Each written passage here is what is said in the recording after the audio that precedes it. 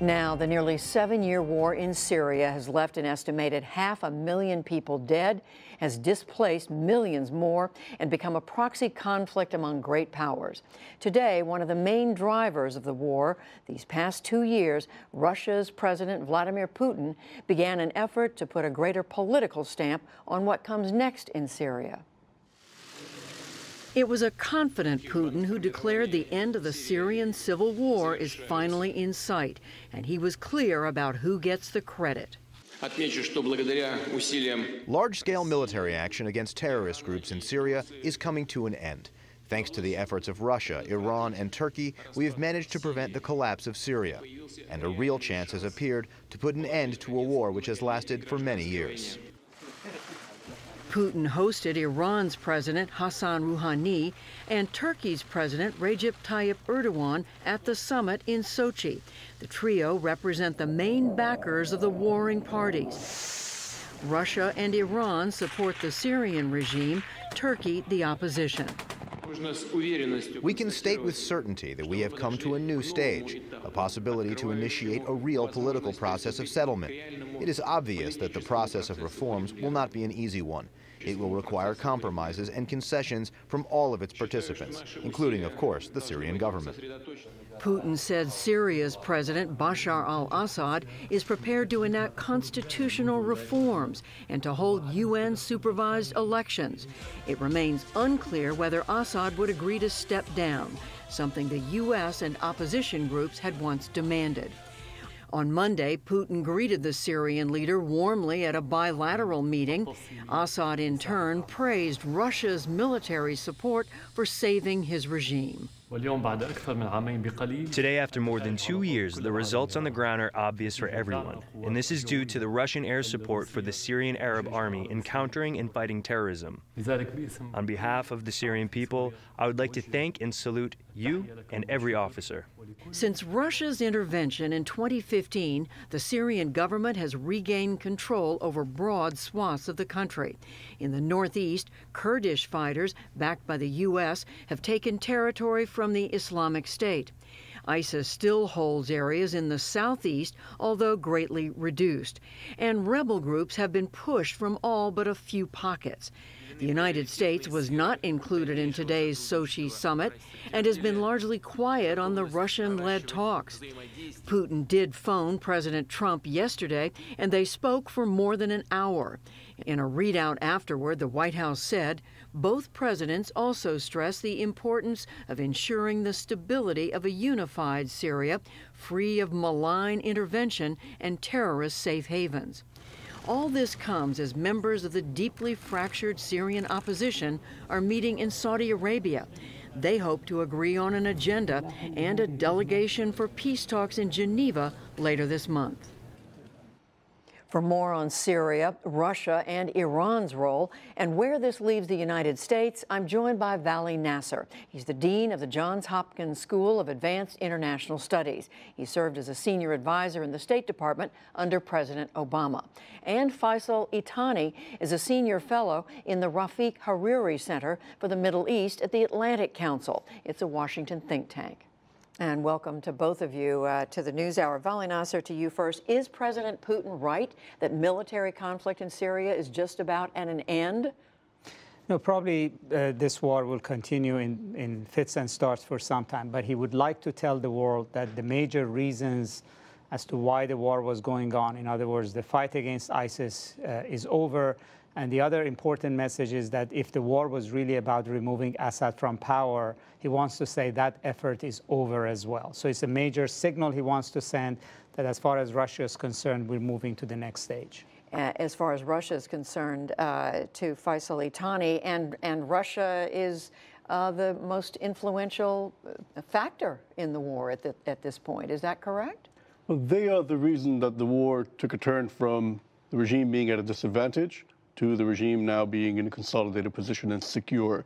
They aren't the single most powerful actor in Syria, but they're the reason things took that turn, and now they're trying to capitalize on it diplomatically. So what's the significance, Vali Nasser, of this meeting in Russia, Vladimir Putin inviting first President Assad and then today meeting with Mr. Erdogan from Turkey and President Rouhani of Iran? Well, I think two things. One is that by making a declaration in a sense that the war is over, at least that's what Putin is saying, everybody should focus on post-war. He's trying to change the psychological dimension of this conflict, get other leaders in the region, actors, Syrian opposition, etc., to sort of accept what he thinks is now the facts on the ground, that the war is over. Secondly, this is a big moment for him. He's now taking the role that has traditionally been that of the United States, the power that brings everybody together, charts a way towards a peace process, imposes a political settlement, and ends a conflict. So this role has now been completely abdicated by the United States, and is now Putin's moment, if you would, to say, I'm going to be deciding the fate of Syria and, by extension, the fate of the Middle East. Faisal Litani, is there any argument that President Assad is going to remain in power? Well, no, I think he is going to remain in power. I think that's clear. All the major backers of the insurgent groups that were pushing them to confront him militarily, that confrontation is over.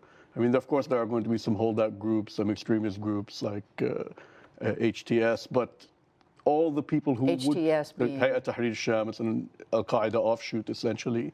But without Turkey and Saudi Arabia and Qatar actively trying to hurt the regime, and without Jordan at least agreeing to it, there is no significant military threat to the regime. And what's the significance, Vali, Nasser, you've referenced this a couple of times. The U.S. does not have a significant voice at this point in what's going on. How did we get to this place? Well, I think it started under the Obama administration, where the administration policy was that Syria is not really worth an American effort. And also, I think the Obama administration underestimated Putin's tenacity and willingness to shape this war, and sort of thought that this is a fool's errand and Putin is going to crash and burn. And then the Trump administration, which has a very different approach to Russia, in the sense that they're not concerned about Russia coming out of this conflict stronger, but at the same time, they, much like the Obama administration, are not willing to really put the resources on the ground that would make the United States a factor. How much difference does it make, Faisal Litani, that the U.S. does not have a major voice at this point? I mean, for it to have a major voice, it would have to have had a major impact and influence on the ground at the military level and diplomatic level. This is just a reflection that we don't have any of that. Now, we played the diplomacy game for a few years in the conflict, even though our commitment to shaping it militarily was much weaker than everybody else's. Now, what we're seeing after 5, 6 years, that's run out. Now, the diplomatic situation reflects who's got skin in the game. The United States doesn't have it, and the others do. But does that matter, Vali Nasser, that the U.S. doesn't?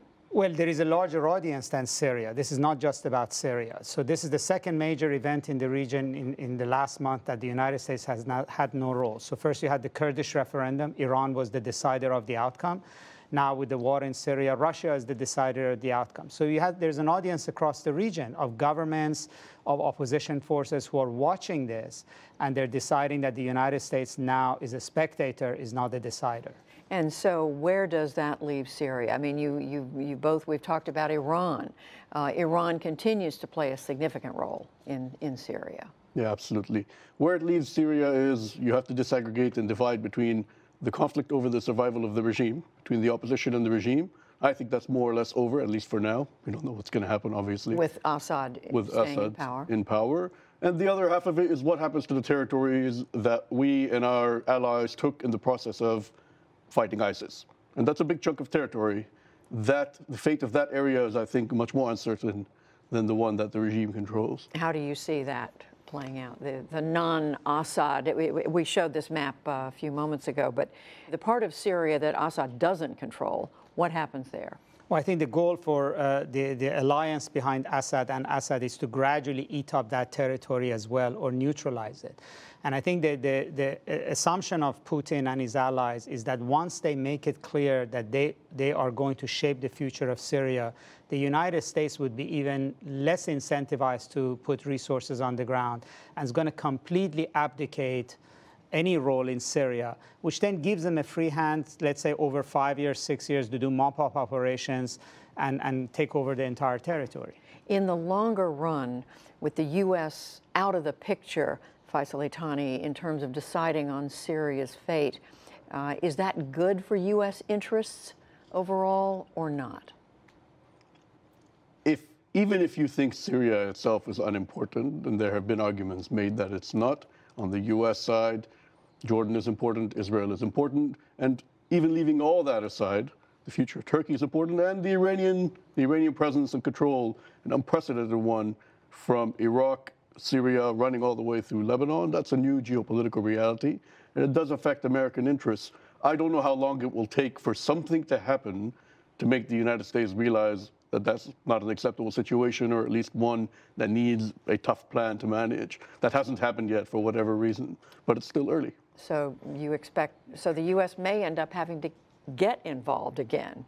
Is that what we're saying here? I think it's going to be very difficult for the U.S. to get involved. I think Putin is now creating a situation that the United States would have to go against Russia to get involved in Syria if the Russians are deciding that.